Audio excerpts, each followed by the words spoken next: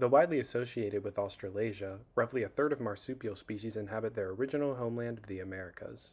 Opossums make up a vast majority of these, along with 7 species of caenolestids or shrew opossums and 2 to 3 species of Monita del Monte. Now, have you ever heard of opossums being referred to as nature's garbage men? Perhaps you were warned to stay away from them because they can carry rabies. Well, one of those statements is absolutely true, but the other, completely false.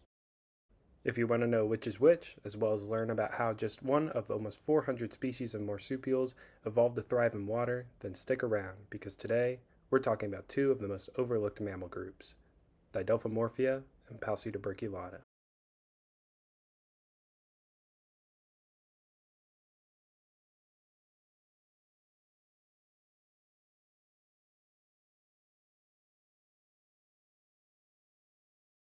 Because episodes 2 through 5 will cover the marsupial orders, we'll begin with some general marsupial history as well as their traits. Studies suggest that the order Didelphimorphia, the opossums, is the most basal lineage of living marsupials, and therefore the most ancient Therian lineage still alive today. The exact timing of their divergence is still debated, but it likely occurred around the end of the Cretaceous, but potentially as late as the early Paleogene, closer to when Paucituberculata and the rest of the Therian orders split.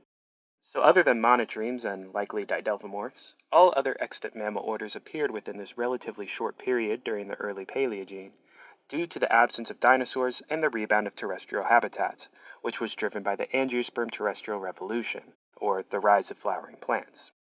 The emergence of new ecosystems produced countless vacant niches just waiting to be filled, which paved the way for a rapid burst in mammalian, as well as avian and reptile, diversification. Didelphimorphia and Paucituberculata were originally placed together in superorder AMERIDELPHIA, while the other marsupial orders were placed together in superorder AUSTRALODELPHIA. But studies have confirmed AMERIDELPHIA to be paraphyletic, meaning it includes only some, but not all descendants of a common ancestor. This means it's not representative of a true monophyletic evolutionary relationship and is therefore invalid. But paraphyletic groupings can still serve as informal yet convenient labels. In AMERIDELPHIA's case, it groups the 2 non-Australodelphian orders because they share key conserved traits like paired sperm and a separate lower ankle joint pattern, while the Australodelphian orders share more derived versions of these traits, despite Paucituberculata sharing a more recent common ancestor with the Australodelphian orders, thereby being closer related to them than to Didelphimorphia. Since episodes 2 through 5 will all focus on marsupials, let's look at their evolutionary history. Theria split into 2 major clades, Metatheria, represented today by the marsupials, and Eutheria, represented today by the placental mammals. These lineages diverged around the same time, anywhere between the Middle Jurassic and early Cretaceous. The first Metatherians originated in the Asian portion of the northern supercontinent Laurasia. Early Metatherians were likely morphologically similar to opossums. They dispersed across Laurasia, being widespread in Asia, North America, and even Europe by the late Cretaceous. And near the end of the Cretaceous, a lineage in the Americas gave rise to the first true marsupials of the Marsupialia clade. In the early Paleogene, lowering sea levels briefly reconnected parts of the southern supercontinent of Gondwana, which allowed some South American marsupials to spread into Antarctica and eventually into Australia, sort of a reverse of what happened with the monotremes back in the late Jurassic and early Cretaceous. Today, marsupials in Australasia are distributed from Tasmania to the Indonesian island of Sulawesi, but are separated from Sundaland by a deep, tectonic ocean trench that never became fully crossable during the ice ages when sea levels dropped. This has created a zoogeographical boundary known as Wallace's Line, where different faunal groups inhabit each side. As these early marsupials spread, Gondwana continued to drift apart, and the 3 main chunks quickly became isolated. While Australasia and Antarctica have remained isolated to this day, South America collided into North America at the end of the Pliocene about 50 million years later. By this time, North America had accumulated a diverse array of mammals throughout the Cenozoic thanks to intermittent land and ice connections to the Old World across the Bering Strait. With South America's ecological landscape remaining in virtually complete isolation until just 3 million years ago, its faunal makeup was vastly different from anywhere else in the world. The main exceptions to this isolation were the arrival of primates and caviomorph rodents from Africa, which managed to raft across the Atlantic and colonize South America during the Eocene, plus marine mammals that were able to swim there. The collision of the continents forced the Isthmus of Panama up from the seafloor, separating the Pacific and Atlantic Oceans, which of course had a wide array of major effects, changing and creating ocean currents and altering the global climate, separating marine populations of animals, but most importantly for this video, it formed a crossable corridor for terrestrial animals, and particularly mammals. This triggered one of the most important faunal exchange events in Earth's history, which we now call the Great American Interchange.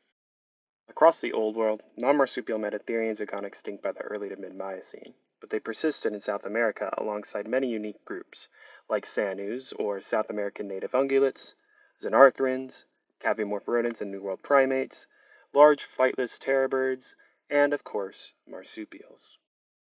North American groups that crossed into South America were mostly the Eurasiatherians, namely ungulates and carnivorans, along with Urocontogliers in rabbits and rodents, as well as Afrotherians in the Gomphotheres.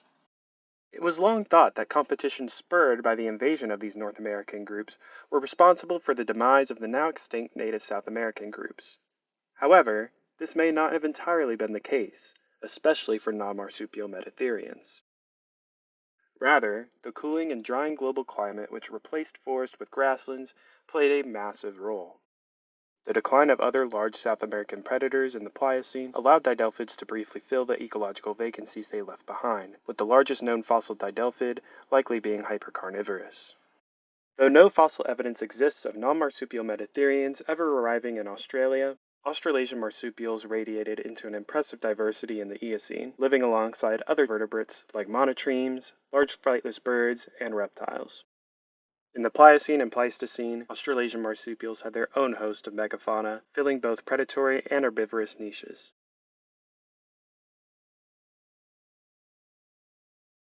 Marsupials have modified cloacas, with a urogenital tract separate from the anus and retain branched reproductive anatomies. Females have two lateral vaginas which lead to two uteri, which will typically alternate the release of an egg.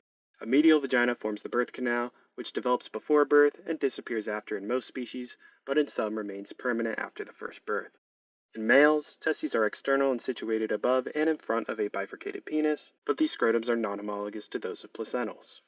Marsupials have very short gestation periods and so give live birth to highly underdeveloped young, instead relying on long nursing periods to fuel development, which last anywhere from 2 months to up to a year in larger species. While this is often viewed as a more primitive, inferior reproductive strategy to placentals, it actually has some advantages. For one, less complications from birth occur due to the small size of young. It also gives mothers the option to eject their young from their pouches when resources are scarce or when being chased by a predator. Marsupials form short-lived chloreovitelline placentas to exchange gas and nutrients between the mother and young. Placentals also have these early on in development, but it's replaced by a larger, more advanced chloreoallantoic placenta, the structure associated with umbilical cords. So marsupials don't have belly buttons. But interestingly, bandicoots have independently evolved chloreoallantoic placentas, allowing them to birth slightly more developed young while having very short gestations. Babies, called joeys, are born blind and hairless in a fetal state. After birth, mothers lick a path to create a scent trail for joeys to follow and find the teats, which in many species are located in some form of an abdominal pouch, and so joeys have surprisingly well-developed grasping forelimbs to help them make this journey. This was long believed to have strongly limited marsupials' ability to evolve different limb structures like hooves and flippers. However, this limitation may not be as great as previously thought, as the recently extinct pig-footed bandicoots had cloven, hoof-like forelimbs. Joeys are born with oral shields, a structure that reduces their mouths to an opening just large enough for the teat, which swells at the end to prevent offspring from detaching until they're grown enough to let go. Genes expressed in the later stages of fetal development in placentals are actually expressed in the mammary glands of female marsupials during lactation. In most species, joeys stay in their mother's abdominal pouch for at least a couple months before first venturing out, but larger species may not leave the pouch permanently for much longer. The word marsupial stems from their pouches, which are called marsupiums, which females of most species have around their teats to carry suckling joeys throughout their prolonged development periods. In many species, pouches are permanent, fully developed structures, but are temporary skin folds controlled by hormones, or even completely absent in others. Internal temperatures are maintained from 86 to 90 degrees Fahrenheit, and many species secrete an oily, sometimes orangey substance, which keeps it clean and moist, but tends to stain the surrounding fur and joeys, while bacteria in the milk and pouch help them develop their microbiomes. Marsupials have relatively low body temperatures, averaging around 35 degrees Celsius, which is the start of hypothermia in humans, and this is why opossums are highly resistant to rabies, as their bodies are too cold for the virus to survive. Marsupials have various defining skeletal features. Evolving from arboreal metatherians, their unique ankles are built for climbing. They also retain epipubic bones and independently evolved non-ossified patellae, except for bandicoots which have re-evolved ossified ones. The gain and loss of bony knees has actually happened several times throughout mammal evolution, but the exact reasons are unclear. Marsupials also differ in dentition, with a unique, typical, or primitive dental formula, but exceptions for both placentals and marsupials exist in species that have modified their teeth. But marsupials typically have more teeth, with 40 to 50 total, and are considered monophyodont, with just one set of permanent teeth, other than a third premolar, which is usually replaced in most species. While most placentals are diphyodont, meaning they have two sets of teeth, a set of baby teeth, which are replaced with adult teeth. Various other features in their skull set them apart as well, like medially inflected angular processes in their mandibles, more gaps in their hard palates, and smaller, more compact skulls and brain cases. Lastly, marsupial brains lack a corpus callosum, and most species lack brain folds, but contrary to popular belief, their smooth brains don't automatically make them dumb. Brain folds evolved due to anatomical constraints as mammals grew larger, and therefore required more surface area to house enough neurons for basic function. Larger marsupials have had to evolve some folding, while small rodents, which are generally considered intelligent, have smooth brains. Didelphic classification is a work in progress, with relationships of described species still being sorted out, but despite containing around 130 species, all belong to a single family, Didelphidae. Didelphidae is divided into 4 subfamilies, and totals at 18 genera. Didelphids range from southern Argentina, across virtually all of South America and Central America, into most of Mexico, and with one species, the Virginia opossum, ranging up to southern Ontario. Species are largely concentrated within the neotropics and generally inhabit tropical and subtropical forests, with most exceptions to this living in semi-arid scrub and grasslands. Opossums are incredibly understudied due to their relatively small sizes, remote and difficult to access habitats, as well as their mostly arboreal, solitary, and nocturnal lifestyles. They have large forward-facing eyes with poor daylight but good night vision. Pretty helpful when you spend most of your life scrambling along branches in the dark. Many small species have black markings around their eyes, which are suggested to reduce glare and/or absorb light for improved night vision. However, opossums rely primarily on their smell, plus their hearing and whiskers, to interact with their environment. Tails are around body length in larger species, but up to 1.5 times in smaller species. They're generally sparsely haired and prehensile for grip, although only in smaller opossums can it support their full weight. Short and nailless opposable thumbs on their hind feet also aid in climbing. Opossums are plantigrade, walking on the soles of their feet, which are covered in dermal ridges for extra grip, and they also have hairless ears. Their jaws are equipped with around 50 teeth, enabling them to process all kinds of food so that they can survive off of their hypergeneralized, omnivorous diets. These diets are the key to their success, the complete opposite strategy of the hyper-specialized monotreme we talked about last video. They also allow opossums to perform critical ecological functions from scavenging to seed dispersal. Their ability to eat anything has earned them the nickname nature's garbage men, particularly for large Didelphis species, which are known to help themselves to human garbage. Despite their varied diets, opossums have simple stomachs and small cecums, as most of their food sources are relatively digestible other than certain vegetation and fruits, which requires fermentation. Elongated rostrums aid in smelling and foraging, while pronounced mid-sagittal crests allow for large and strong temporal muscle attachments for increased bite force. Opossums range in size from the Chaco and pygmy opossum to the Virginia opossum. Most species are sexually dimorphic, with males being slightly larger. In smaller species, countershading is more apparent as they're more vulnerable to predation. Most species average just a few years in the wild, with some small species being semilparous, meaning they die after a single breeding season, expending all their energy and basically mating to death. They're generally nomadic, but more so in larger species, and rarely remain in a location for more than a few days to avoid exhausting food sources. Home ranges in smaller species often max out at just a few hectares, but they can be as large as 50 to a few hundred in the Virginia opossum, being largest in males during breeding season or when resources are scarce. They may sleep in abandoned burrows and bird nests, but mostly under hollow trees, brush piles, and under rocks and vegetation, where they construct their own nests out of leaves, carrying building materials in their tails.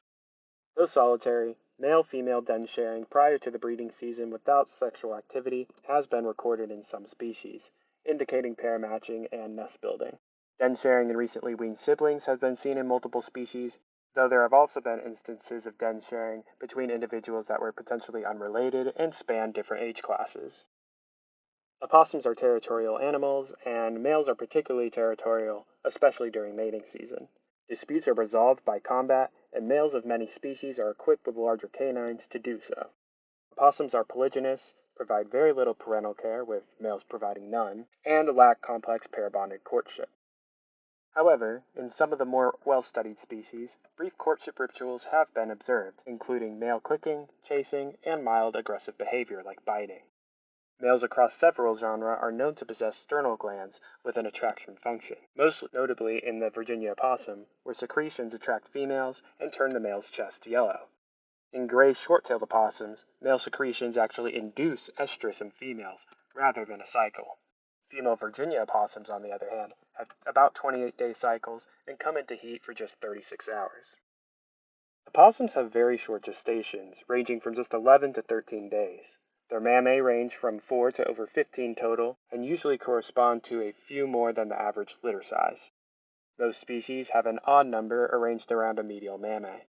Mammae counts can vary among individuals of a species as well, with larger counts generally observed in populations at higher latitudes where it gets colder, and breeding seasons are shorter, and so maximizing a single litter's output is advantageous in these harsher conditions.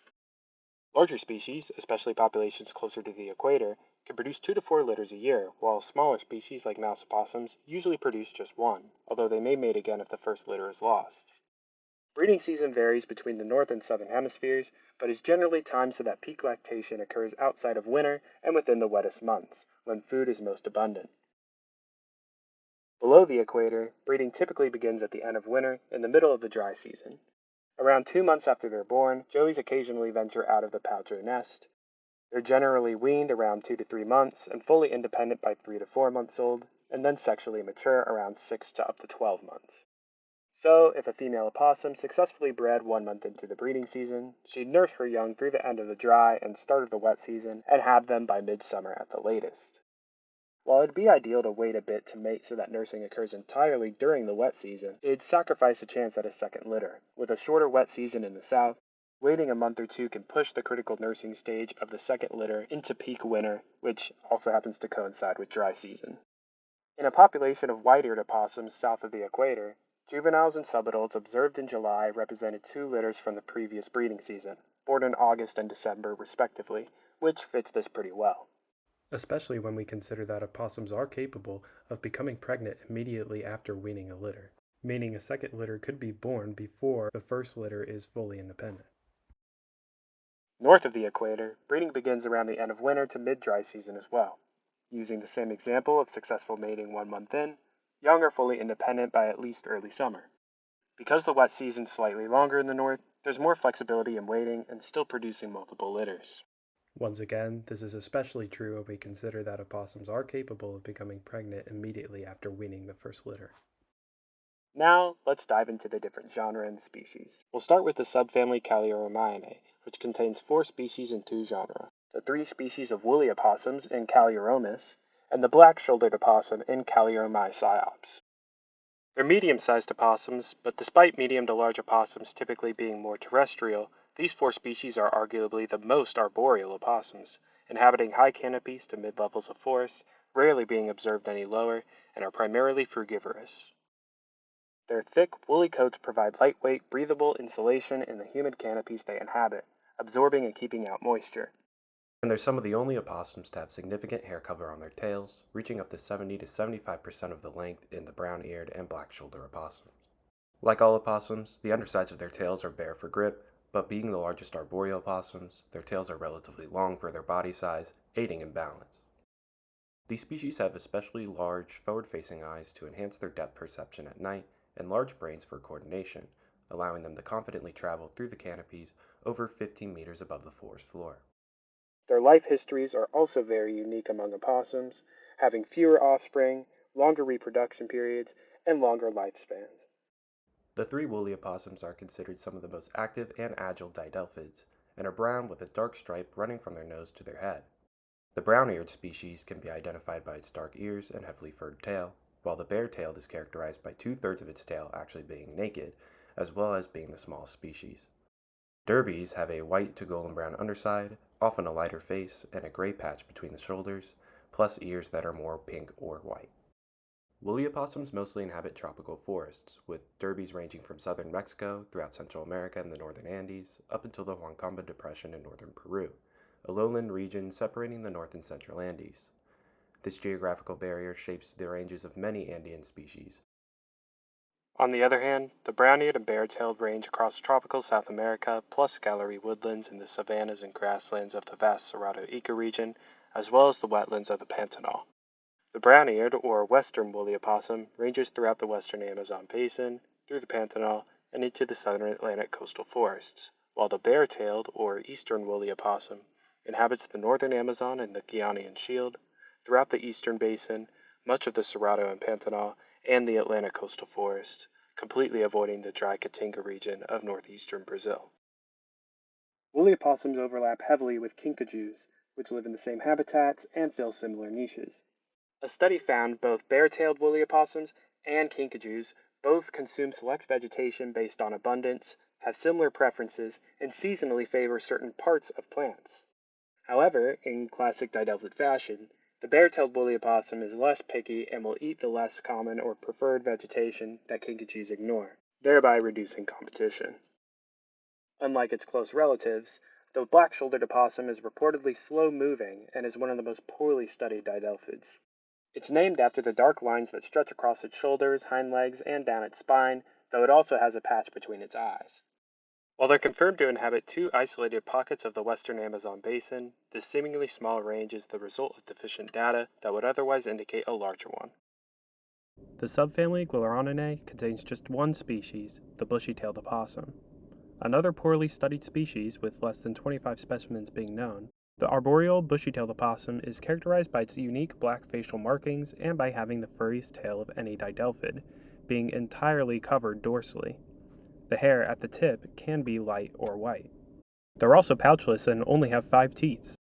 Compared to other opossums, they're somewhere between small and medium-sized. They're known to inhabit humid tropical forests, and though their range hasn't been entirely determined, it's presumed to range throughout the Amazon basin. The subfamily Hylodelphinae also contains just a single species, Kalinowski's mouse opossum.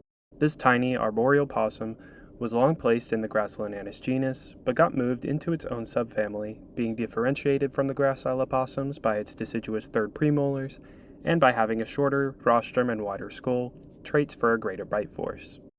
They inhabit large subtropical and tropical moist lowland forests up to 1,000 meters, and unsurprisingly, their range is not yet defined, but at least spans from the western Amazon basin to the eastern Guianan Shield. This species is also tied for the fewest mammae of any didelphid, with only 4 teats, which are arranged in 2 pairs and so lack a medial mammae. The fourth and final subfamily, Didelphinae, contains the other 14 genera, which are split up into 4 different tribes. The first tribe, Metachiri, contains a single genre and a single species, the brown 4-eyed opossum. Long grouped in the genus Philander with the other 4-eyed opossums due to physical and behavioral similarities, namely in the eye patches, which are thought to deter predators when they're sleeping, the brown 4-eyed opossum is slightly more terrestrial, with relatively longer legs, snouts, tails, and ears, less white eye patches, and no pouches. Despite being medium-sized by opossum standards, they're the largest pouchless didelphid by a significant margin. This species inhabits various forested habitats, but prefer living in moist lowland forests near streams, occasionally foraging for aquatic invertebrates. They're widespread, with an isolated population on the Mexico-Guatemala border, and a continuous range from southern Nicaragua, throughout the northern Andes, extending southward to the central Yungas, and eastward through the Guianan Shield, the Amazon basin, and grasslands along its southern border, extending along almost the entirety of Brazil's Atlantic coastal forest. They avoid both unforested and semi-arid regions like the Venezuelan Llanos, Cerrado, Caatinga, and Pampas, highlighting their strong habitat preferences. Next up is tribe Didelphinae, also known as the large New World opossums. This contains 4 genera and 18 species. These species are immune to most native snake venoms, and this is likely an extremely rare case where an evolutionary arms race between predator and prey led to their roles actually flipping. That's right, Didelphine opossums evolved immunity to avoid predation, but it's allowed them to now prey on these snakes instead. In fact, the most dangerous snake to humans in the Western Hemisphere, the Terciopelo, is believed to have developed such potent venom just to kill Didelphine possums. The genus Caenoestids contains just a single species, and it's not terrestrial, semi-arboreal, nor arboreal. That's right, the yaphawk, also known as the water opossum, is the only semi-aquatic marsupial in the entire world. Marsupials have famously struggled to adapt to aquatic environments because submerging would kill any joeys in the pouch. However, the yaphawk have found an ingenious solution to this. Their pouch actually has a strong ring of muscle around it that allows it to close. This is similar but not homologous to that of the koalas, which prevents joeys from falling out of their pouch, which would be deadly from the height of a eucalyptus tree. The pouch is also lined with long hairs, which they cover in a oily, water-resistant secretion, which creates a watertight seal around the pouch. This makes yaphawk mothers the living submarines of the animal kingdom. They are also the only marsupial species in which males have pouches as well. Now, why would this be? Well, I'll give you a hint. It's not because they help carry the joeys. The real answer is much weirder than that. Males actually place their testes inside of these pouches, which prevents entanglement in aquatic plants, reduces drag, and keeps them warm and dry. Male Tasmanian tigers, or thylacines, did this exact same thing to prevent entanglement while hunting in dense vegetation. Unlike virtually every semi-aquatic mammal today, yaphawk lack webbing in their front limbs, only having webbed hind feet. This is because they forage and grab prey with their hands while propelling with their hind feet and their tail. Their teeth and strong jaws are adapted to a diet of fish, amphibians, aquatic insects, and crustaceans, while their dense, water-repellent fur resembles the ripples on the surface for camouflage. They close their eyes and ears underwater, relying solely on their sensitive forepaws and their whiskers to feel around for prey. Sound familiar? The two species of lutrine opossums in the genus Lutriolina are primarily terrestrial and incredibly agile on land, yet they're named after their otter-like builds, which make them great swimmers and divers, though they are not considered semi-aquatic. But these all-terrain opossums do it all, being decent climbers as well. They have dense reddish-yellowish fur, blending in with the grasslands, savannas, and gallery woodlands they inhabit, preferring areas near marshy or riparian habitat. They're the most carnivorous didelphids, resembling the quolls of Australasia. Lutrine opossums mostly hunt rodents, crabs, and insects, but will hunt anything up to the size of rabbits and substitute their diets with vegetation. Long considered a single species, the Mosoias was declared a distinct species after a 2014 study. The Mosoias is differentiated by having a smaller body size, different skull shape, and dentition. Post-glacial climatic fluctuations in the Pleistocene briefly expanded vegetation in the dry Chaco region and are suggested to have created a viable corridor for a population of ancestral Lutriolina to pass through. After the region re-aridified, this population likely became isolated and gave rise to the Mosoias species. Lastly, lutrine opossums build nests with grass and reeds, and sometimes using abandoned armadillo or viscacha burrows. Didelphis contains 6 species known as the large American opossums. These are generally scansorial, meaning they have a propensity and ability to climb, but these species spend much of their time on the ground. Didelphis species are infamous for playing possum to escape predation, but before resorting to this, they'll try posturing, opening their mouth wide to bare their teeth, snapping their jaws, hissing, drooling, and standing their fur up to appear larger. If that doesn't deter the threat, then they'll involuntarily enter an inactive state, laying on their side with their eyes and mouth wide open, tongue out, and feet clenched. Their heart rate drops by half and their breathing becomes so slow and shallow that it's barely detectable. They'll excrete a potent, viscous, green fluid from their anal glands, mimicking a rotting, diseased animal, which makes them unappetizing, especially to species that hunt off of movement and chase, like coyotes. Opossums usually don't get away unscathed when feigning death like this, often being injured by curious predators before being let go. So, they develop the heightened ability to recover quickly from injuries ranging from lacerations to broken bones. Didelphis includes the most popular and well-studied didelphid, the Virginia opossum. Certain traits have historically restricted marsupials' ranges, namely their low body temperatures. Yet the Virginia opossum braves freezing winters, coexists with a continent full of placental mammals, and doesn't simply scrape by, it thrives in North America. Their range extends over 2,000 kilometers north of the second northernmost marsupial species, the Mexican opossum. Against all odds, however, Virginia opossums have not only established themselves in a realm no other marsupial could, but they've been so successful that they've been introduced to the West Coast and are widely, though unfairly, considered pests in human communities. However, that's not to say living up north is a total cakewalk for them.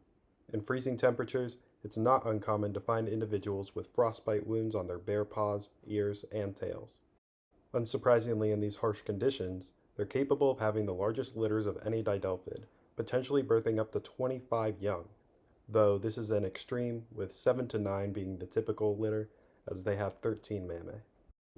Didelphins includes two other very widespread species, the white-eared opossum and the common opossum, as well as the big-eared opossum of Brazil's Atlantic forest, the Guianan white-eared opossum of the northern Amazon, and the Andean white-eared opossum, which live at some of the highest elevations of any didelphid at up to 3,700 meters.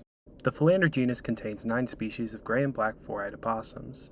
They're semi-arboreal but also decent swimmers, typically found in moist areas near streams and humid rainforests. They're medium-sized didelphids and are typically gray in coloration with cream-yellowish undersides.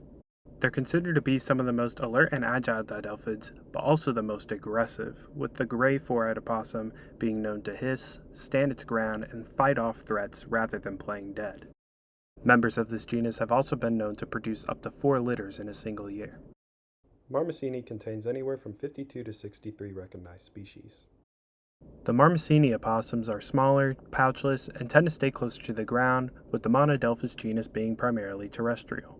They're largely insectivorous, although Monodelphis species regularly feed on vertebrates as well. Marmosa and Monodelphis are both widespread across the South American continent, with Marmosa also inhabiting Central America and Mexico, while Tecuatzin is restricted to much of southern Mexico west of the Sierra Occidental. Marmosa contains 27 to 29 species known as the mouse opossums, 13 of which are known as woolly mouse opossums due to their woolly fur and belong to the subgenus Mycorius, but were once considered an entirely separate genus. Species of this genus are generally small in body size. Tate's woolly mouse opossum is native to the Atlantic coastal forest. Arguably the most well-known and widespread Marmosa species, Linnaeus' mouse opossum has actually been observed playing dead and emitting an odor just like the Didelphis species do. While more often tree nesters, Mexican mouse opossums have remarkably manipulative forepaws to dig burrows, about 40 centimeters long, for nesting. Another one of the more well-known and observed species is Robinson's mouse opossum, with a population ranging from Panama into Colombia along the entire length of west of the northern Andes, plus nearby islands like Grenada. Monodelphis contains about 24 species of short-tailed opossums, which are widespread across South America. Lacking the long tails that aid in balance and grip in arboreal species, Monodelphis opossums are mainly terrestrial, despite their small body sizes. Monodelphis represents a few of the most well-studied didelphids, mainly the gray short-tailed and the yellow-sided opossums. Short-tailed opossums have been recorded using predatory techniques like aiming for the head of insects, scratching at hairy caterpillars to get rid of urticating hairs, and using throat clamps to kill rodents. They also have chemosensory abilities which they use while nuzzling each other, which allows them to recognize other members of their species. The northern three-striped has one of the most unique colorations of all didelphids, being primarily reddish-brown with 3 dark stripes along its back. It's native to the northern and central Atlantic coastal forests of Brazil. While the yellow-sided opossum is known for its unique coloration that matches its native grassland and scrubland habitats, they're also known for their extreme sexual dimorphism and semoparity. In semoparous species, males are often aggressive due to only having a single breeding season to pass on their genes, and this species is no exception. Male yellow-sided opossums have one of the largest canine to body size ratios for mammals and have been observed fighting other males. They inhabit much of the Pampas region, westward into the southern Gran Chaco, and northward into part of the southern Atlantic coastal forests. The gray short-tailed opossum generally inhabits xeric woods and shrubland but is adaptable to rainforests and even farmland, creating a very widespread distribution ranging from the Caatinga through the Cerrado, along the basin's southern border, and into the northern Gran Chaco. This species is what's known as a research model, and they were the first marsupial to have their genome sequenced. Hissing and screeching has been observed when individuals encounter each other, standing on their hind legs before launching strikes. Like most Monodelphis species, the gray short-tailed opossum leans towards carnivory, killing large prey like rodents and frogs by pouncing, holding them down with their forefeet, and delivering a kill bite to the base of the neck. Some species, like the two-inch short-tailed opossum, have even been observed being diurnal. Long considered a single species, recent studies suggested a split into 5, all endemic to Mexico, inhabiting seasonally arid mixed deciduous forests and scrublands and grasslands along the central to southern Pacific coast and into the tropical forest of the Yucatan Peninsula. Their gray hair has a slightly woolly texture, and thick pouch-like layers of this hair take the place of pouches. They're semi-arboreal, being relatively terrestrial for small opossums. They construct globular-shaped nests within hollow trees, rock crevices, bushes, cacti, or even use abandoned hanging bird nests from orioles and wrens. Though they're quite small, their remains have been identified in the feces of puma, but are more often found in barn owl pellets. Thylamyini contains anywhere from 45 to 50 species. Opossums of the tribe Thylamyini are all small and pouchless and are split up into 6 different genera. Species are distributed across South America, with one exception of the Panama slender mouse opossum being native to Panama. The slender and gracile mouse opossums are the most widespread, while the other genera are generally restricted to smaller, more extreme habitats. The Chacoan pygmy possum is the smallest opossum species. Its tail is notably shorter than its body length, owing to its primarily terrestrial habits, like the short-tailed opossums of the Mammalia genus. The Chacoan pygmy opossum is endemic to a small region of northern Argentina in the dry Gran Chaco ecoregion. From 1920 to 2004, this species was placed within either the Gracilinanis genus or the Thylamus genus, and is known from just a single specimen. The 4 species in Cryptonanis, which I've dubbed the false gracile opossums, were grouped within Gracilinanis up until 2005. They can be told apart by their shorter tails, larger ears, broader eye rings, longer whiskers, 3rd and 4th digits longer than the 5th on the forefeet, as well as openings in their skulls. These 4 species each inhabit relatively small, unique regions of South America. Chacoan inhabit the Gran Chaco and surrounding semi-arid regions. Agricolas inhabit the semi-arid scrub forest of the Caatinga and the Cerrado. Guahiba are native to a small southern portion of Brazil's Atlantic forest, and the Gunduavi live in the seasonally flooded grasslands of northern Bolivia. The 7 species of gracile opossums are highly arboreal with long, thin tails, and are very small in body size. The agile gracile mouse opossum is the most common species and is semiparous, and inhabits gallery woodlands of the Cerrado, as well as the arid Caatinga region. The Brazilian species, which is native to the southern Atlantic coastal forests, mainly eat ants and supplement their diet with fruit like passion fruit, but some individuals have been observed living mostly off of wasps. Some species in this genus have also been known to play dead. The 21 species of slender opossums in the Marmosaps genus were long confused with Marmosa, but differences exist in their integument, skull structure, and dentition. While they're also similar to Gracilinanis species, differences exist in the digit lengths and the hairs on their tails. They're semi-arboreal, and studies of some species have noted strong territoriality and aggression over food, especially when young are present. Slender opossums inhabit humid neotropical forests of South America and occupy areas of high plant coverage to avoid rainfall and predators.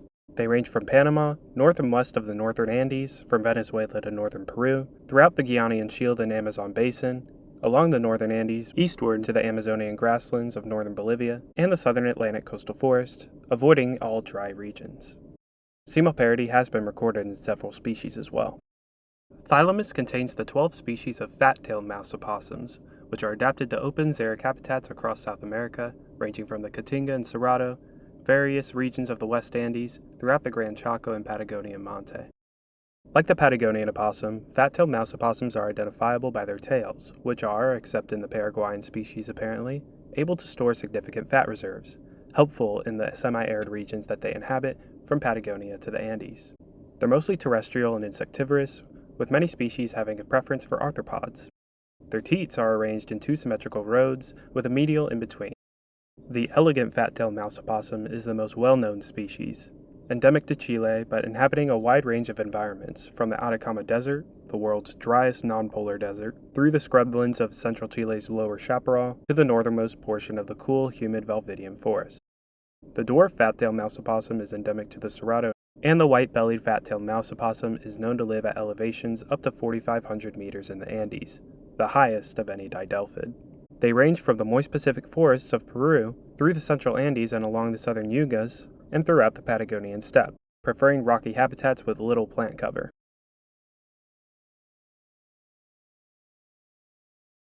Passetuberculata contains 7 species of caenolestids, or shrew opossums, and also consists of just a single family, Caenolestidae, with 3 extant genera.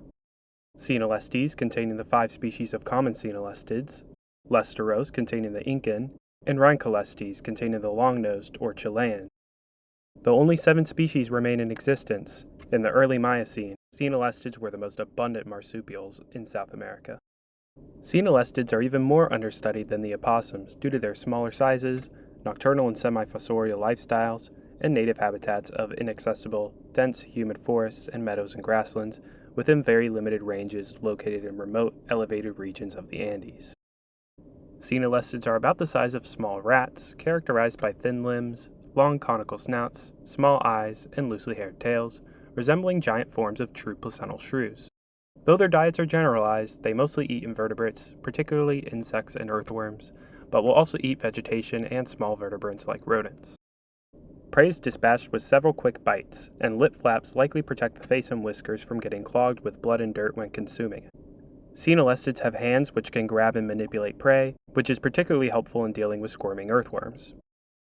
With poor eyesight, they rely on their hearing and long sensitive whiskers to hunt and forage at night, which they do along surface runways, which are paths in grass created by them or by other small animals, and spend the rest of their time in their burrows that they dig, or in fallen logs. Very little is known about their reproduction. Breeding seasons, if not year-round, would most likely be very similar to opossums, avoiding the coldest and driest times of the year. This is supported by lactating Chilean caenolestids, having been observed from October to May in a study. Caenolestids are pouchless, and studies suggest that they occasionally leave their young behind in burrows. While true shrews were absent from South America before the Great American Biotic Interchange, caenolestids were not simply filling the same ecological niche before they arrived. Though their niches are quite similar, the current ranges of some shrew and caenolestid species actually overlap, indicating that, for the most part, they're able to coexist without completely outcompeting one another. Additionally, the larger size and teeth and jaws of the caenolestids suggest that they may actually prey on shrews.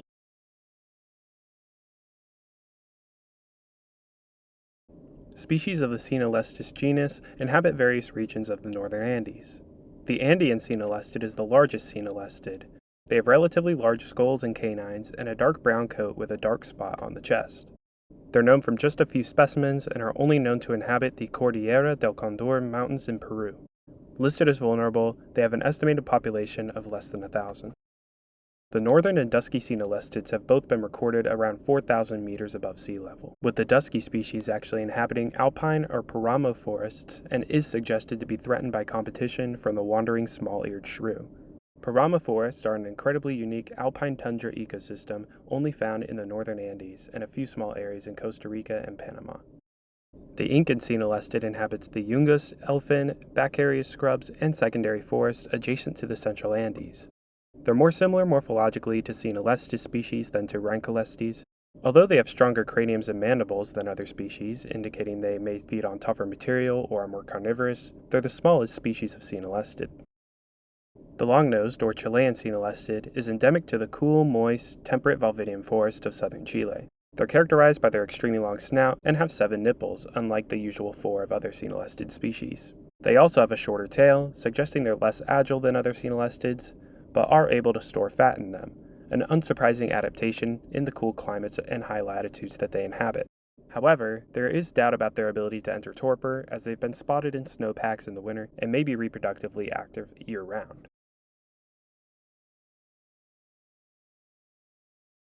The main predators of opossums in North America include mostly medium-sized carnivorans as well as raptors. The same goes in Central and South America, as well as large constricting snakes, and, in some cases, pit vipers. Being nocturnal, owls are often the most significant predatory threat to opossums, as well as caenolestids. Though caenolestids' limited ranges and reclusive lifestyles have largely hidden them from humans for the most part, opossums have played fairly significant cultural roles. Opossums, and specifically Virginia opossums, have played major roles in the cultures of indigenous peoples across North America, with the name opossum actually meaning whiteface in several native languages. The possums of Australia were actually called that by early settlers who noticed a resemblance to the Virginia opossum, hence the confusion. In indigenous folklore, they are often viewed as tricksters or thieves, as they play dead to trick predators and are often playing a witty underdog character, with a Cherokee story actually explaining why their tail is bare, as it was a trickster prank gone wrong. However, in certain indigenous cultures of Mexico, they were viewed as heroes, being considered a firebringer to people and having lost their tail hair in that process. Opossums are viewed as a fertility symbol for the Nahuatl people in Mexico who would make drinks from their tails. The modern-day term for opossum in Mexico is not Spanish, but actually from the Nahuatl language, and it is Tlacuache, inspiring the name of the genus for the gray mouse opossums. Also, a popular Mexican phrase is to say that someone is cunning like an opossum. In Appalachia, grease made from their tails was sold as a remedy for arthritis and also as a chest rub. In the early 20th century, Virginia opossums were widely eaten in the U.S., even being raised on farms. They were intentionally introduced to the West during the Great Depression to be a food source for people, where they remain today, but even presidents ate it, with William Howard Taft having held an opossum dinner. Taft's possum dinner actually inspired the launching of Billy Possum, an attempt at creating a successor to the teddy bear. On the other hand, Presidents Harrison and Hoover actually had pet opossums. Throughout the Eastern Caribbean, common opossums, called manikou locally, are very popular to eat and actually have a hunting season. In 2010, a cross-eyed opossum named Heidi from a zoo in Germany became an online sensation. The white-eared opossum is the mascot of a professional soccer team based in Recife, Brazil, where they're called Timbu, while Odie the opossum is the mascot for a minor league baseball team in Arkansas. Lastly, for the Yapak specifically, they have had hats and coats made out of their dense fur, as well as been featured as a main character in Jaina of the Jungle, a popular TV show and comic in the 70s. That about does it for this video. Thank you for watching, and if you enjoyed, please consider leaving a like and subscribing to my channel. Episode 3 on Microbiopteria and Notorictomorphia will be coming out soon, so stay tuned if you want to learn about the only Australopithecine marsupials left in the Americas, as well as the only marsupials to have adapted to a fossorial lifestyle.